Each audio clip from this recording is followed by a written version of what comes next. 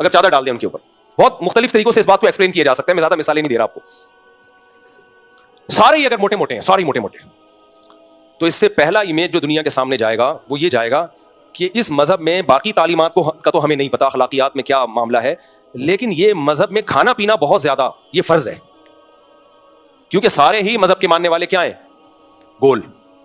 تو اس کی علامت ہوئی نا کہ یہ مذہب زیادہ کھانے پینے کی ترغیب بہت زیادہ دیتا ہے. نماز کی طرف فرض ہے اس میں, ورنہ دو چار تو پتلے ہوتے ہیں نا. کیا خیال ہے بھائی, سمجھ میں آ رہی ہے بات کہ نہیں آ رہی؟ یہ امیج جائے گا کہ نہیں جائے گا؟ اب مسئلہ کیا ہو گیا ہے, آپ سمجھ گئے ہوں گے میں کیا کہنا چاہ رہا ہوں. ہمارے یہاں بھی ایسا ہی ہے, بہت سے مذہبی لوگ جب آپ ان کے فرقے یا ان کی جماعت کو جوائن کریں تو آپ کو باریک لوگ مارکیٹ سے شارٹ نظر آئیں گے, اور اگر کوئی دبلا نظر بھی آئے گا تو وہ ایسا ہی ہے جیسے بعض کم کھانے والے موٹے ہوتے ہیں, بعض بہت کھانے والے بھی اتفاق سے کیا ہوتے ہیں, پتلے ہوتے ہیں. وہ اتفاق سے قدرت نے ایک معجزہ دکھایا ہے کہ یہ 6 دے کے کھا جاتا ہے, لیکن پھر بھی کیا ہے, میں نے ایسے لوگ بھی دیکھے ہیں باریک باریک, صبح شام کھاتے رہتے ہیں پھر بھی باریک ہوتے ہیں. تو یہ قدرت کا ایک شاہکار ہوتے ہیں وہ, لیکن 99% آپ کو کیا نظر آ رہے ہیں, گول. تو اس کا مطلب کیا ہوا بھائی, اس مذہب میں کھانے پینے کی تعلیمات بہت زیادہ ہے. آج مسئلہ یہ ہے کہ اسلام کا جو امیج دنیا کے سامنے جا رہا ہے, مذہبی لوگوں کا جو امیج دنیا کے سامنے جا رہا ہے, وہ یہ جا رہا ہے کہ یہ لوگ کھاتے بہت زیادہ ہیں. سمجھ میں آ رہی بات؟ اب مجھے بات بتاؤ, برداشت زیادہ کھانے کو بولتے ہیں یا کم کھانے کو بولتے ہیں؟ زیادہ کھانا یہ برداشت کی بات ہے یا کم کھانا؟ کم کھانا. کھانا کوئی کمال نہیں ہے میرے بھائی, سب کا دل چاہتا ہے پھوڑتے پھاڑتے رہیں. دسترخوان پہ ہاتھ روک لینا یہ کیا ہے, کمال. تو تقویٰ زیادہ کھانا ہے یا کھانے سے اجتناب کرنا ہے؟ کھانے سے اجتناب کرنا. تو اگر قرآن کہہ رہا ہے کہ ہم نے تم پہ روزے فرض کیے تاکہ تمہارے اندر تقویٰ پیدا ہو, تو اس تقوی کے مفہوم میں ایک چیز یہ بھی داخل ہے تاکہ کم کھانے کی عادت پڑے, دسترخوان پہ ہاتھ روکنا سیکھو. تو اس سے بھی پتا چلا کہ مذہبی لوگ اگر آپ کو گول مٹول سے نظر آ رہے ہیں تو یہ مذہب کا قصور نہیں ہے, یہ مذہب کو غلط ایکسپلین کیا گیا ہے. اگر مذہب کا قصور ہوتا تو مذہب رمضان کے روزے فرض نہ کرتا, بلکہ حکم دیتا کہ اے ایمان والو تم پہ رمضان کے روزے نہیں, رمضان میں 4 گنا زیادہ کھانا کھانا فرض کیا گیا ہے تاکہ تم سارے کیا ہو جاؤ, پرکار کی طرح گول مٹول ہو جاؤ, کیونکہ اللہ کو دبلے پتلے مسلمان پسند نہیں ہے. اور بخاری کی حدیث نہ ہوتی جس میں نبی صلی اللہ علیہ وسلم نے فرمایا کہ سب سے بہتر میرا زمانہ پھر میرے بعد والا, اس کے بعد جھوٹ بھی پھیلے گا اور موٹاپا بھی پھیلے گا, بلکہ حدیث میں یوں ہوتا کہ سب سے بہتر میرا زمانہ پھر اس کے بعد والا زمانہ, اس کے بعد جھوٹ پھیلے گا اور لوگ پتلے ہونا شروع ہو جائیں گے. سمجھ میں آ رہی ہے بات؟ تو اس سے پتہ چلتا ہے میرے بھائی کہ اسلام میں کھانا پینا نہیں ہے, اسلام میں کھانے پینے سے اجتناب کرنا ہے. اور ہمارے ہاں تیجے میں کیا ہوتا ہے, اب میں بتا رہا ہوں نا مذہب میں, آپ کہہ سکتے ہو نہیں بھائی ہم نے تو مذہب میں نہیں داخل کیا کہ زیادہ کھاؤ, کون مفتی فتویٰ دیتا ہے کہ زیادہ کھاؤ؟ بھائی آپ نے صراحتاً نہیں کیا, کام وہ کر لی, عبادتیں وہ فرض کر لی جس میں کھائے بغیر عبادت ہوتی نہیں ہے. آپ نے ایسی رسومات فرض کر لی ہیں کہ ان رسومات کو فالو کرنے کے لیے کھانا ہی پڑے گا, کھائے بغیر وہ آپ کی مذہبی رسومات ہوتی نہیں ہے. تو مطلب کھلا دیا نا آپ نے. اب مذہب کے نام پہ تیجا, میت کے یہاں تیجا ہوتا ہے, اس میں روزہ رکھتے ہیں یا کھاتے ہیں؟ دیگیں پکتی ہے کہ نہیں پکتی؟ بولو نا. دیگیں پکتی. شریعت نے تو کہا تھا کہ میت کے لیے ایصال ثواب کرو, روزہ رکھ لو ابا کے ثواب کے لیے. ہم نے روزہ رکھنے کے بجائے دیگ منگوائی, پھوڑ دیا. حالانکہ ابا کا انتقال بھی اسی وجہ سے ہوا تھا, پھوڑنے کی وجہ سے, اسی وجہ سے تو ہوا تھا. وہ بھی ہر تیجے میں پہنچے ہوئے ہوتے تھے, ہر چلے پہ 40 میں پہنچے ہوئے ہوتے تھے, حلیم میں دیگے گھوٹ رہے ہوتے تھے, ربیع الاول میں رسگلے پھوڑ رہے ہوتے تھے اور کنڈے پھوڑ رہے ہوتے تھے. جو وجہ ابا کی موت کا سبب بنی, ربیع الاول کی دیگیں, ربیع الاول کے رسگلے. ابھی وہ کسی کا کلپ آیا مولانا صاحب کا بڑا دلچسپ, کہتے ہیں یہ وہابی لوگ ہم سے کہتے ہیں کہ شب برات کا حلوہ کسی کتاب میں دکھاؤ. پھر وہ کہتے ہیں ارے ظالمو, حلوہ کتاب میں نہیں ہوتا, پلیٹ میں ہوتا ہے. پھر کہہ رہے تو کتاب میں تلاش کرتا رہے, ہم دیگ میں تلاش کرتے ہیں. تو کتاب سے نکال کے کھاتا رہے, ہم دیگ سے نکال کے کھاتے رہیں گے. سمجھ رہے ہو؟ وہ کہہ رہے وہابیو, حلوہ کتابوں میں, ہم کہتے ہیں نا شب برات کا حلوہ کسی کتاب میں دکھاؤ, تو کہہ رہے کتاب میں تھوڑی, حلوہ تو دیگچی میں ہوگا. شب برات کا حلوہ الگ, سمجھ رہے ہو؟ شب برات کا حلوہ الگ, پھر 11ویں کے حلوے الگ, 12ویں کے الگ, فلانے کے الگ, ڈمکانے کے الگ, پھر داتا دربار کی دیگیں الگ. کوئی ایک دیگ دکھاؤ نا صحابہ کے دور میں. یار ہمیں صحابہ کے دور میں روزے ملتے ہیں. شاید جابر بن عبداللہ رضی اللہ تعالیٰ عنہ, نام لینے میں شاید مجھ سے مسٹیک ہو جائے, نبی کی خدمت میں حاضر ہوئے کہ یا رسول اللہ, میں یہ نیت کرتا ہوں کہ میں ساری زندگی روزے رکھوں گا موت تک. یہ جذبہ تھا کس کا؟ صحابہ کا. وہ یہ بھی کہہ سکتے تھے یا رسول اللہ میں اتنی دیگیں پکایا کروں گا, اتنی دیگیں. دیکھ پکا کے غریبوں میں تقسیم کرنا یہ جائز ہے, لیکن جاؤ چپکے سے لے جاؤ. تھر میں, اندرون سندھ میں, پنجاب کے ایسے گاؤں دیہاتوں میں, کے پی کے ایسے گاؤں دیہاتوں میں جہاں خوراک نہیں پہنچتی, وہاں چپکے سے لے جا کے تقسیم کر دو. کراچی کی روڈوں پہ مت کھلاؤ, اس سے لوگ اور اپاہج بن رہے ہیں.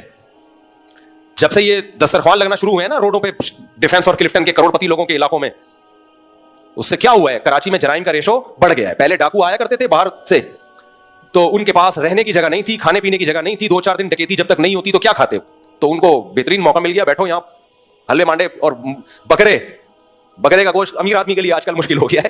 وہ غریب بکروں کے صدقے کے بکرے پھوڑ پھاڑ کے انجوائے کرتا ہے لائف کو, کہتا ہے چلو یار ہمارے لیے کھانے پینے کا انتظام تو ہو گیا, باقی جو ایکسٹرا ہے وہ پھر ہم انشاءاللہ پیسے بچا کے بندوق شندوق میں لگائیں گے. وہ اسلام اپاہج بنانے کی ترغیب نہیں دیتا لوگوں کو. اگر اس طرح سے لوگوں کو کھلانا سنت ہے تو نبی کی خدمت میں ایک صحابی حاضر ہوئے, یا رسول اللہ آپ مجھے کچھ صدقہ دیجیے. آپ نے کیا صدقہ دے دیا؟ فرمایا پہلے بتاؤ تمہارے پاس کیا ہے. انہوں نے بتایا کہ ایک وہ ہے برتن ہے, آپ نے برتن منگوایا, اس کو نیلام کیا, نیلام کر کے کلہاڑی خرید کے دی ان کو, اور کہا کہ جاؤ جنگل سے لکڑیاں کاٹو اور یہ بیچو. صدقہ خیرات کا وہ طریقہ جس سے لوگ اپاہج بننا شروع ہو جائیں. پہلے ہی قوم ہماری مر گئی ہے, بالکل سست قوم. انگریزوں کی مثالیں دیتے ہیں, وہ ترقی کر کے جیپنیز آگے نکل گئے, تو بھائی ترقی کے لیے تو اپنے پاؤں پہ کھڑا کرنا پڑتا ہے لوگوں کو. یہ نہیں ہوتا کہ نوجوانوں کو آپ فری پھوکٹ میں کھلانا شروع کر دو.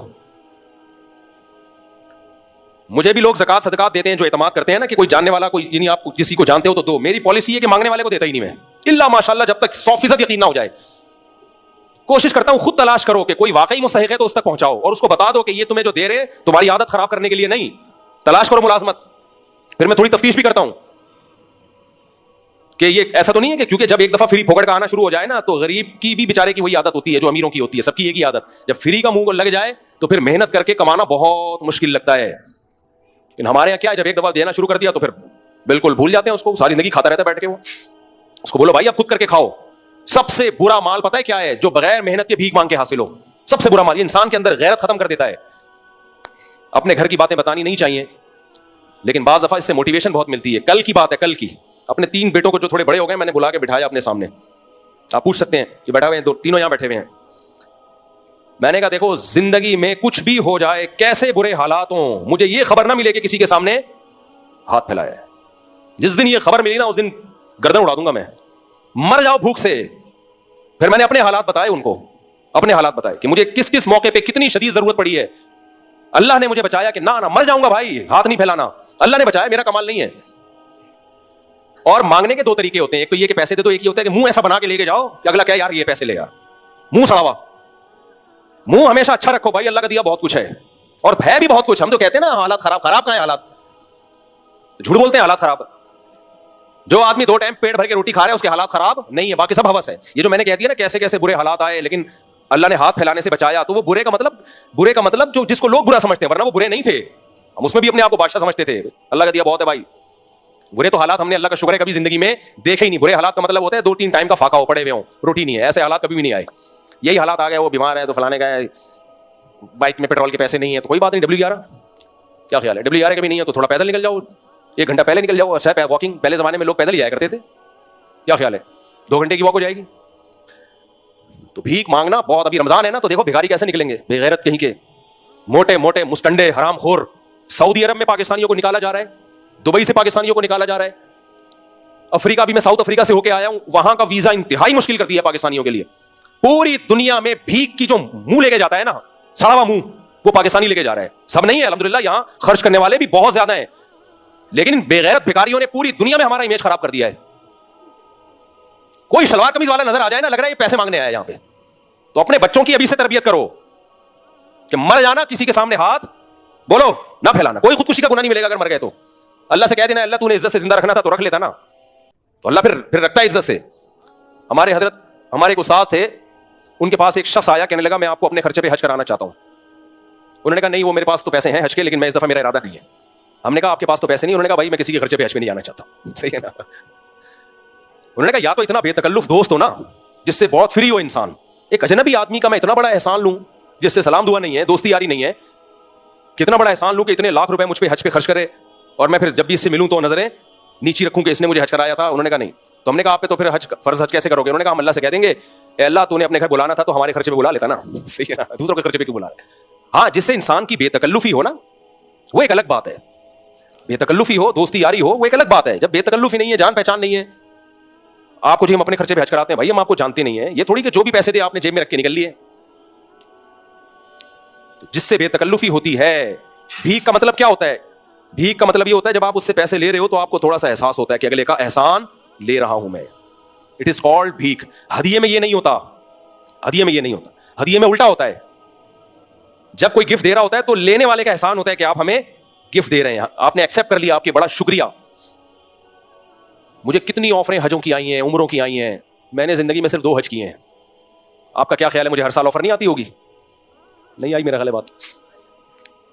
میں مشہور تو 2014 سے ہوں اور بہت سارے لوگوں سے تعلقات تو 2006 سے ہیں. تو میں ہر سال حج پہ جا سکتا ہوں دوسروں کے خرچوں پہ، لیکن میں نے زندگی میں صرف کتنے حج کیے ہیں؟ 2 حج کیے ہیں. اور حالانکہ آفر ہر سال کی ہے. پہلا حج میں نے کیا وہ تو جامع رشید نے کرایا، اور وہ بڑے مخلص لوگ تھے. اس وقت تو میری جیب میں دیلا نہیں ہوتا تھا، تو ہمارے بڑے تھے، ان سے تو خدمت لینا، یہ تو بڑے ماں باپ کا تو احسان نہیں ہوتا نا. ماں باپ تو جو کر رہے ہیں وہ تو احسان تو ہے، لیکن یہ کہ وہ احسان لینا تو فخر کی چیز ہے نا. دوسرا حج جو میں نے کیا تو بیچ میں بہت لوگوں کی آفریں آئیں حج کے لیے. ایک چیز تو یہ تھی بھائی میں آپ کو جانتا نہیں ہوں، بے تکلفی نہیں ہے، میں کیوں آپ کا احسان لوں. دوسری چیز یہ کمرشلائز یوز. حج کی جو بڑی بڑی ایجنسیاں ہیں وہ مشہور لوگوں کو لے کے جاتی ہیں کہ آپ کو ہم فری میں لے کے جائیں گے، لیکن آپ نے ہمیں پروموٹ کرنا ہے. جانے والے جاتے ہیں، مجھے ان پہ کوئی اعتراض نہیں ہے. میں نے کہا بھائی میں کمرشل یوز نہیں ہوگا. بھائی یہ کوئی ناجائز ہے؟ بھائی ناجائز نہیں ہے، یہ علماء کے وقار کے خلاف ہے کہ اللہ کا رسول کا نام دنیا میں بیان کر کے آپ نے اپنے آپ کو مشہور کیا، اب آپ اس شہرت کا منجن بیچنا شروع کر دیں. سمجھ رہے ہو کہ نہیں سمجھ رہے؟ جو لوگ مجھے ہوٹلوں کے افتتاح کے لیے بلاتے ہیں سب فری پھوکٹ کے ہوتے ہیں، ورنہ مشہور آدمی کہیں ریبن کاٹنے جائے نا تو کئی لاکھ روپے اس کا ہدیہ ہوتا ہے. سمجھ رہے ہو؟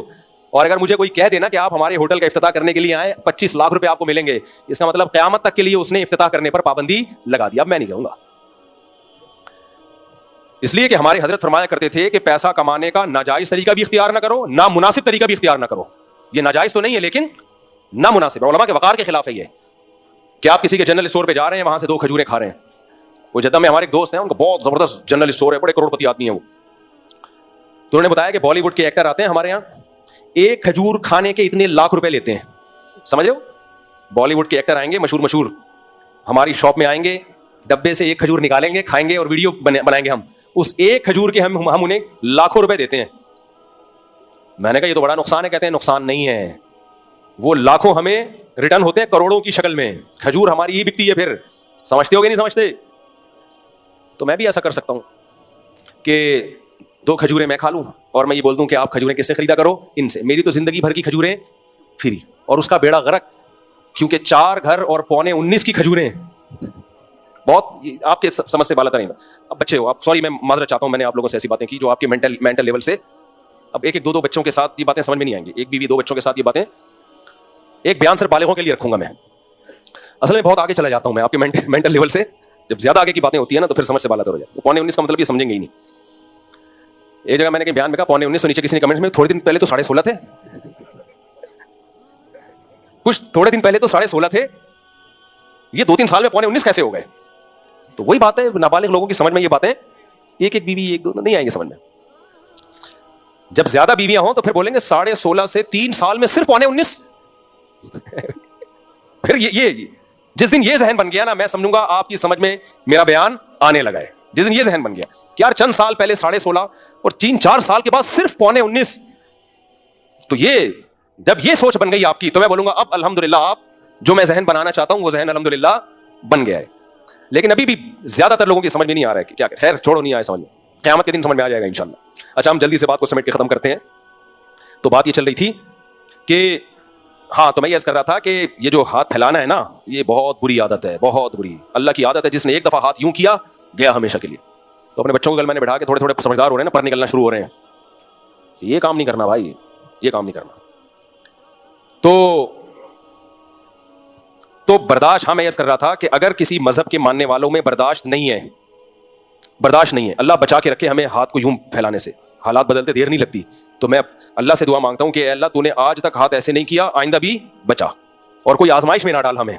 جیسے کھلا پلا رہا ہے ایسے ہی کھلاتا پلاتا رہے، ہمیشہ سے کھلایا اب بھی کھلاتا رہے.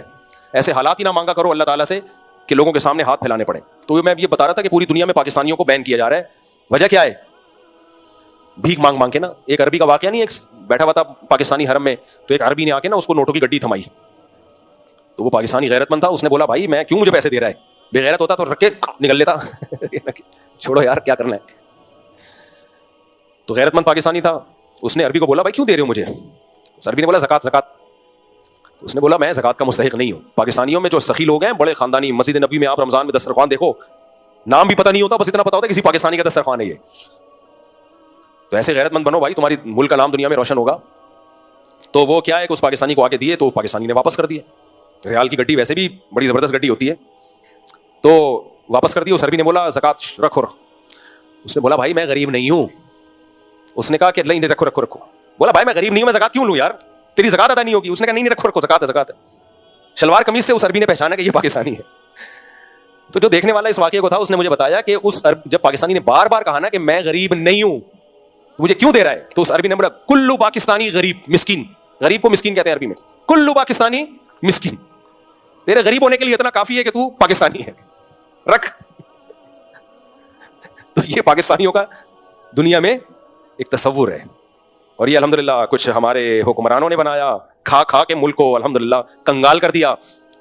اور کچھ ہمارے پاکستانی بھائی ہیں جو دنیا میں جہاں بھی, مذہبی لوگوں میں تو بہت ہے, میں نے تو امریکہ کینیڈا کے واقعات بتائے آپ کو, اپنے میرے ساتھ جو کچھ ہوا ہے پتہ ہی نہیں چلتا یہ کم وقت بولا کیوں رہا ہے. مخلص لوگ بھی ہیں اس میں. تو اسلام آپ کو برداشت سکھاتا ہے. برداشت میں یہ کہ لوگوں کے سامنے ہاتھ نہ پھیلاؤ, دینا سیکھو, لینا نہ سیکھو. اسی برداشت میں ہے کم کھانا. جبکہ ہم نے مذہب کو تبدیل کر دیا, مذہبی لوگ آپ کو لڈو کھانے والے, حلوے مانڈے کھانے والے, رسگلے کھانے والے اتنے ملیں گے کہ اب اگر کوئی مولوی بیچارہ میٹھا نہیں کھاتا, لوگ حیران ہوتے ہیں یار آپ کیسے مولانا صاحب ہو, آپ رسگلہ نہیں کھا رہے. لوگ حیران ہوتے ہیں بھائی یہ مولانا صاحب ہیں, یہ میٹھا ہی نہیں کھا رہے, یہ مولانا صاحب ہیں, یہ بکرا نہیں کھا رہے. تو یہ عجیب سا ہو گیا ہے. تو یہ ان لوگوں کا قصور ہے جنہوں نے مذہب کو غلط رخ بنا کے پیش کیا ہے. تو اللہ تعالی ہمیں انسان کا بچہ بنانے کے لیے کہ تمہیں تمہاری کنٹرولنگ پاور بڑھے, تمہیں اپنے آپ پہ کنٹرول کرنا آئے, تو رمضان میں ایک پریکٹس کرائی جاتی ہے کہ کم وقتوں کچھ کھانے پہ ہاتھ روکنا سیکھو. لیکن ہم سے بڑا ڈھیٹ اس کائنات میں کوئی پیدا نہیں ہوا. آپ رمضان سے پہلے اپنا وزن کرو اور چاند نظر آنے کے بعد آپ اپنا وزن کرو. آپ اگر رمضان سے پہلے 70 کلو کے تھے تو چاند رات کو 170 کلو کے ہو چکے ہو گے. آپ سمجھ آ رہی ہے؟ چاند رات کو کتنے ہو چکے ہو گے؟ 170 کے. کیونکہ جو کیفیت اس وقت چل رہی ہوتی ہے نا ہماری افطاری میں, دسترخوان ہمارے شر سے بچ جائے, یہ بس میں نہیں ہوتا کہ پکوڑوں کے ساتھ ہم پلیٹیں بھی کھا جائیں. میں نے خود رول سموسوں پہ ایک گھر میں لڑائی دیکھی ہے, اچھے خاصے کھاتے پیتے لوگ. آپ کو کیا پتا کس کا تذکرہ ہو رہا ہے؟ شور شرابہ ہوا افطاری کے ٹائم پہ, مار کٹائی ہو رہی ہے. ابے ہوا کیا ہے؟ رول کم پڑ گئے تھے. تو مجھے پتا چلا کہ رول کا بہت بڑا رول ہے سلو صفائی میں. رول کا بہت بڑا, رمضان میں دسترخوان پہ رول کا بہت بڑا رول ہے سب کو جوڑنے میں. اس لیے اتنے رول منگوایا کریں کہ سب کے لیے کم سے کم 2 تو آئیں. سمجھ رہے ہو؟ اگر پیسے نہیں ہیں تو پھر منگوائے نہیں. تو بھائی رمضان میں ایک کام کر لو, کم کھانے کی عادت ڈال دو. کیا کر لو؟ ہاں ایک اہم بات, یہ میڈیکل سائنس کا ٹاپک ہے, یہ میرا ٹاپک ہے نہیں, لیکن کچھ میڈیکل سائنس کی باتیں ایسی ہیں جو متفقون علیہ ہیں, یعنی سب ڈاکٹر کہتے ہیں, تو مجھے بیان کرنے میں وہ حرج نہیں ہے, اس کے لیے کوئی راکٹ سائنس نہیں چاہیے. کم کھانے کا مطلب کیا ہے؟ کھانے کی کوالٹی بڑھاؤ, کوانٹٹی نہیں بڑھاؤ. کیا بڑھاؤ کھانے کی؟ بولو کوالٹی. ہم کوانٹٹی کو فوکس کر رہے ہیں, اتنا کھا گیا, صحیح ہے نا. یہ اللہ نے بہترین موقع دیا ہے کہ رمضان میں آپ کھانے کی کوانٹٹی کے بجائے کیا بڑھا دیں؟ کوالٹی بڑھ. گوشت, انڈے, یہ چیزیں کھائیں زیادہ. ڈرائی فروٹ, جو مالدار لوگ ہیں وہ ڈرائی فروٹ کھا سکتے ہیں, گوشت انڈے زیادہ کھا سکتے ہیں. وہ جو غریب لوگ ہیں تو ایسی سستی خوراکیں بھی ہیں جو کوالٹی کے لحاظ سے بہت اچھی ہیں. 3 چیزیں کم کریں, روٹی, چاول, اور یہ جو تلے ہوئے آلو ہوتے ہیں نا, تلی ہوئی چیزیں, ان کو کم کریں. جبکہ ہم رمضان میں یہ چیزیں بڑھا دیتے ہیں, تو یہ چیزیں کم کریں. اب ماہرین آج کل انڈوں کے بارے میں کیا کہہ رہے ہیں؟ آپ 5-6 انڈے بھی کھا لو, کچھ نہیں ہوتا روزانہ. اور انڈا سستی خوراک ہے, غریب آدمی بھی کھا سکتا ہے. انڈے بڑھائیں اپنی خوراک میں, دیسی انڈے مل جائیں تو نور اللہ نور. ہم نے تو 50 مرغیاں پالی ہوئی ہیں الحمدللہ. تو دیسی انڈے بڑھائیں اپنی, تلے میں نہیں ہو, دیسی انڈے بڑھائیں اپنی. اب یہ تو آپ کو ڈاکٹر پلان بنا کے دے گا کیا کھانا ہے, میں تو آپ کو یہ بتا دیتا ہوں کیا نہیں کھانا ہے. افطاری میں شربت, بولو. دیکھو نبی نے جب موٹاپے کو ناپسند کیا ہے تو ہر وہ چیز جو موٹاپا پیدا کرے نبی اس کو پسند کریں گے یا ناپسند کریں گے؟ آپ کہہ سکتے ہو صاحب یہ شربت وربت یہ آپ کا ٹاپک تھوڑی ہے. جب کنٹرولنگ پاور ختم ہوتی ہے نا تو ہر جگہ سے ختم ہوتی ہے. جو پھوڑتا پھاڑتا ہے نا زیادہ وہ ہر چیز میں آگے ہوگا, وہ بد نظری میں بھی آگے ہوگا, وہ نشے میں بھی آگے ہوگا. شریعت ہمیں کھانے پہ کنٹرول کروا کے کنٹرولنگ پاور بڑھانا چاہ رہی ہے. تو اس سے پتہ چلتا ہے جس نے دسترخوان پہ کنٹرول کر لیا تو جب کوئی غیر محرم عورت گزرے گی نظر پہ بھی وہ کنٹرول کر سکے گا, نیند چھوڑ کے فجر کی نماز پڑھ سکے گا. وہ ہر چیز میں کنٹرول, جو کھانے پہ کنٹرول کر لیتے ہیں نا تو ہر برائی سے بچنا ان کے کنٹرول میں ہوتا ہے. اور جس کم وقت کا دسترخوان پہ کنٹرول نہیں ہے تو کوئی بھی گناہ دیکھ کے بھی اس کو کنٹرول نہیں ہوتا, پھر وہ بھاگتا ہے اس گناہ کے پیچھے. تو اپنی صحت کا بھی خیال کرو میرے بھائی. رمضان میں اللہ نے بہترین موقع دیا ہے کہ انسان کے بچے بن جاؤ. بھینس لوگ, ہم لوگ بھینس نہیں ہیں, ہم لوگ کیا ہے. ایک واقعہ سنا کے بیان ختم کرتا ہوں. دیکھو ڈاکٹر لوگ بولتے ہیں, ڈاکٹر لوگ کیا بولتے ہیں, تجربے سے ثابت ہے یہ چیز, پیکنگ کی ہر چیز کو گھر سے نکال دو.